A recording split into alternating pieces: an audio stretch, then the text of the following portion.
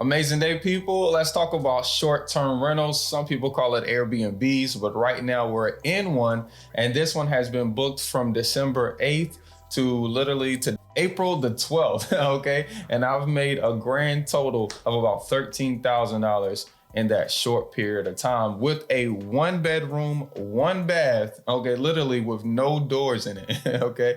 And so I wanted to give you the keys and the secrets, kind of like a step-by-step of what you need to start your own short-term rental or Airbnb within the next 30 days. Let's get into it. So hi, my name is Sawan Belcher. I'm a full-time real estate investor here in Greensboro, North Carolina. And today we're going to talk about short-term rentals. Now, if you don't know, there's a few ways to actually hold property and get paid to hold it every single month. One way is you can rent it to a standard tenant or a Section 8 tenant, and you can have them, signed up on a year lease and get paid every single month, from them living in your property. Okay. One other thing that you can do is you can rent them out short term. Well, people will come into town maybe for just a weekend, or they'll come in town for 2 months at a time. And instead of it not having any furniture, you'll add furniture and cups and napkins and everything that you need to make it a house that people can live in, washer and dryer and such, that they can live in, and they'll pay you per night. Now, the long-term way is definitely way easier. Okay, it's literally get a house, make it nice, get a tenant in it, and they stay for years. Okay, very simple. The short-term way does have a lot more pieces to it, but you make a lot more money. Okay. On one hand, for this particular unit right here, I could probably make 700, let's call it $750 for this 1 bedroom, 1 bath every month. Or I can put furniture in it like we have here, and I can make $2,500 a month. Okay, now you choose. Okay, now today we're gonna go over how you can start this. Okay, and there's 2 ways. Okay, there's 2 ways you can start. Now, understand you don't need property. You don't need to own property to do this. And I'm gonna give you both ways. Number one, you can go out and buy, let's call it a duplex is nice, or just a single family. You can go out and buy one,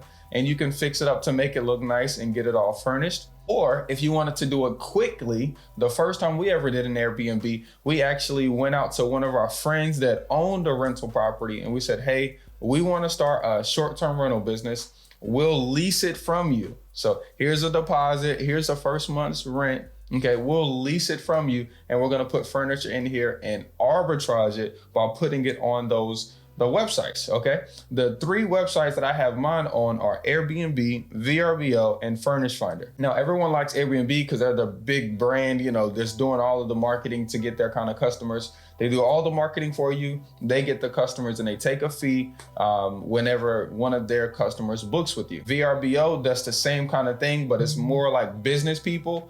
And Furnished Finder focuses strictly on traveling nurses who are in town for a 3-month, 4-month period of time on an assignment. There's no perfect way whether you should buy or whether you should arbitrage and rent. Okay. Now I say go ahead and do the arbitrage and rent, so that way you don't have no risk. Okay. The only risk you have is just wasting your time and money on furniture. Okay. When you buy, you added a whole, asset class and taxes and property taxes and insurance to the mix. I say start with arbitrage. Okay, so first I want you to go out on Zillow, or maybe just drive around the neighborhood and look for rent signs and start calling people in the neighborhoods where you want to start your short-term rental. Now, next, you need to understand all of the expenses that go along with it, because even though I get paid about $2,500 a month on this particular unit, there are expenses that have to come out of it. Now, the first expense that you're gonna have, of course, is your rent or your mortgage. Next one is like a water,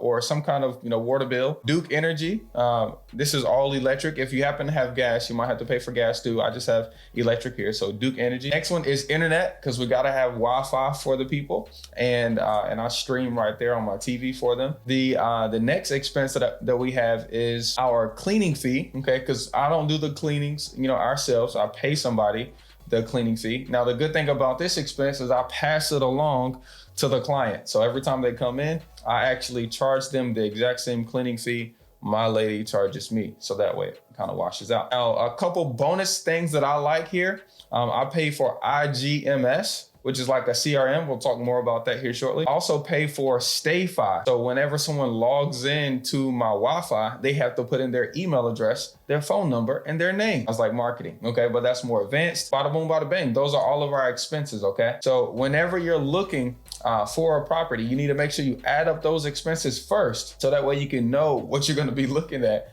every single month, okay? Now, what makes a good deal, what makes a good short-term rental is how much income, you make, okay?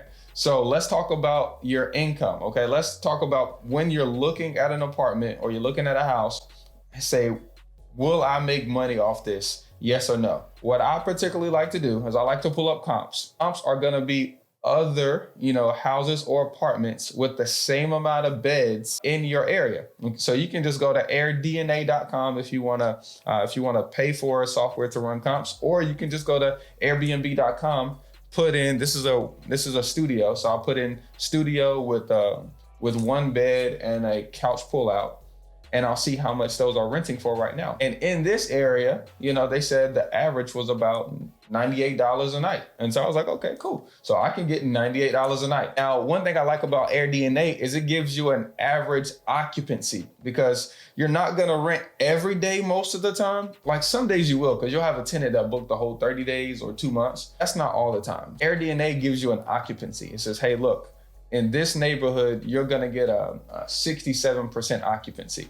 Okay. And so typically, that's about 20 days out of the month. So at this point, I take $98 because that's what we found out the average was by going in, acting like we're about to travel, putting in, the amount of guests that yours could potentially hold. Now, when you're looking at those comps, you also need to determine what kind of design they're doing in their spot, like what kind of amenities are they bringing, because you can't charge $98 if you ain't got, I have a queen bed, I got a sleeper out here, and then I also have a beanbag pull out that pulls out into a queen bed. So technically, I can get 5 people in here. Now, if you can't get 5 people in here, then that's not really a comp. Also in the kitchen, I have stainless steel appliances, and then I also have a dishwasher, and I also have a new pot set with new kitchenware, not anything used. All of that's new, so it's blinging. The cabinets are new as well, and the laminate countertops are new. Makes you actually have a comp, okay? Once you have that comp